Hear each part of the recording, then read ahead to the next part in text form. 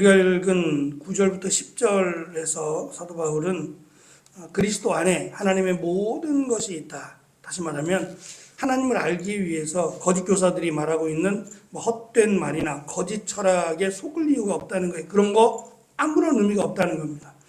그리스도 안에 하나님에 대한 모든 것이 다 담겨 있다는 겁니다. 그것을 믿고 그들에게 속지 말라라고 권면하면서 10절에 가면 그리스도 안에서 완전한 삶을 누릴 수 있게 되었다라고 하는 부분에서 어떻게 우리가 완전한 삶을 누릴 수 있느냐라는 질문 앞에서 11절부터 15절에서 그것을 하나씩 풀어가면서 사도 바울은 설명을 합니다. 오늘은 특별히 11절에 있는 할례에 대한 말씀입니다. 실제로 할례를 받다라고 하는 이 말은 성경에 나타나지 않습니다. 사도 바울도 그랬고 예수님도 할례를 받으라고 말씀하신 적이 없어요. 물론 사도 바울이 정말 할례를 받아야만 해서 받는 것이 아니라 복음을 전하기 위해서 그냥 받아도 괜찮고 안 받아도 되는데 복음 때문이라면 그냥 뭐 받아도 크게 신경 쓰지 말 것을 설명한 적이 있고, 특별히 빌립보서 3장 3절에서 우리가 참 할례를 받은 사람들이라고 주장한 것은 지금 11절에서의 번역은 새로운 할례를 받았다 그랬습니다. 새로운 할례라고 마땅히 번역할 게 없었던 것 같아요. 그래서 새로운 할례라고 번역을 했는데 사실은 조금 아쉬움이 남습니다. 이 말보다는 그냥 그대로 있는 그대로 그리스도의 할례라고 했어야 합니다. 나머지 부분은 그리스도의 할례가 뭔지에 대해서는 설명이 좀 필요하겠죠. 그래서 육신의 몸에 새기는 할례와 다른 마치 마음에 새기는 할례를 설명하면서 이 할례라고 하는 것이 도입된 것은 하나님께서 이스라엘 백성들을 구별하시려고 구별되고 거룩한 삶을 살게 하기 위해서 할례라고 하는 것을 명령하셨어요. 그러니까 할례의 목적은 구별되고 하나님을 믿는 자들로 구별되고 거룩한 삶을 사는 자들이라고 하는 상징적인 의미가 있습니다. 근데 할례를 받아놓고 여전히 세상 가운데 죄를 짓고 살아간다면 할례를 받은 이유가 없지요. 오히려 그것이 더 하나님을 무시하는 결과가 되죠. 그래서 모세는 마음의 할례를 받으라고 말하기도 했습니다. 이미 육신의 할례를 받았다면 그것으로 끝난 것이 아니라 부단하게 마음의 할례를 통해서 내가 하나님의 백성임을 마음에 새기고 그것을 기준해서 살아갈 것을 강조했죠. 사도 바울이 이처럼 그리스도의 할례라고 하는 특별한 언어의 조합을 사용한 이유는 첫째, 거짓 교사들이 이 육체적 할례를 강조했어요. 그러니까 예수 그리스도를 믿음으로 구원받는 것이 완전하지 않다. 이거 가지고는 부족하다. 그래서 할례라고 하는 것을 더 가지고 와서 할례도 받으라고 했습니다. 받지 말라는 게 아니라 받으라고 했으니 유대인들의 입장에서는 많이 양보한 거예요.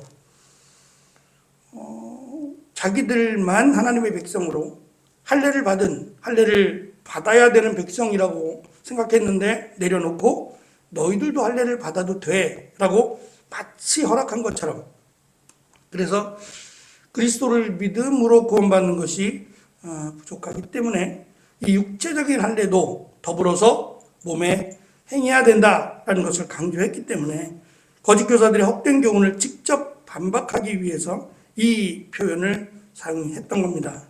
두 번째는 골로새 성도들은 이미 그리스도의 할례를 받았다고 했습니다. 그 이미라고 하는 말은 예수 그리스도를 믿었던 때를 의미하는 거예요.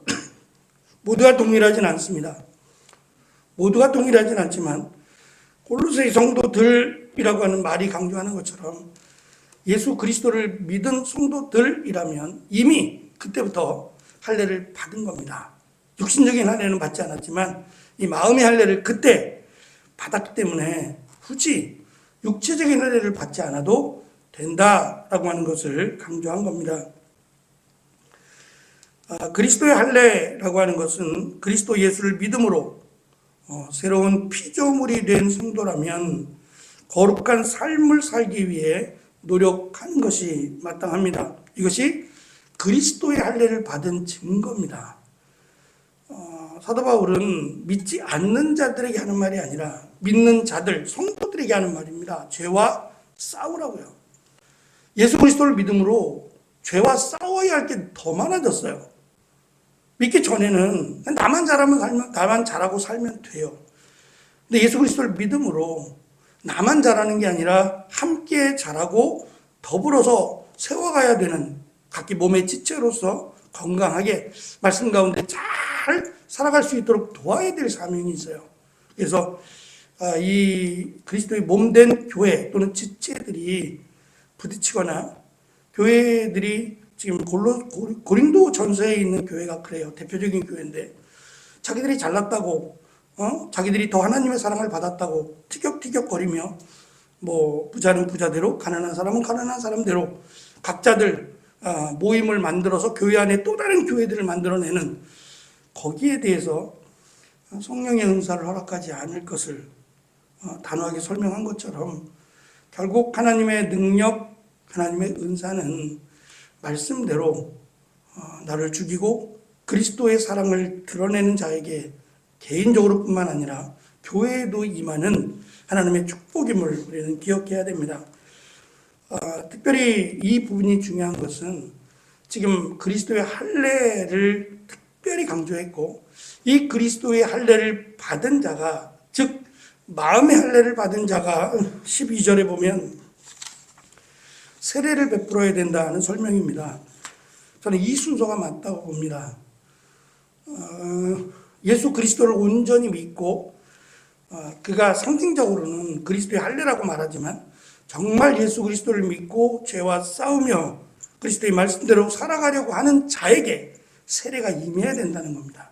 그 세례가 내일 말씀드리겠지만 그리스도와 함께 우리가 죽었고 함께 살아났다라는 것을 또 우리가 영원히 살 것이다 라는 것을 믿는 믿음이라고 설명을 합니다. 다시 말하면 이후의 삶에 대해서 죽음에 대해서 두려워하지 않는 거예요.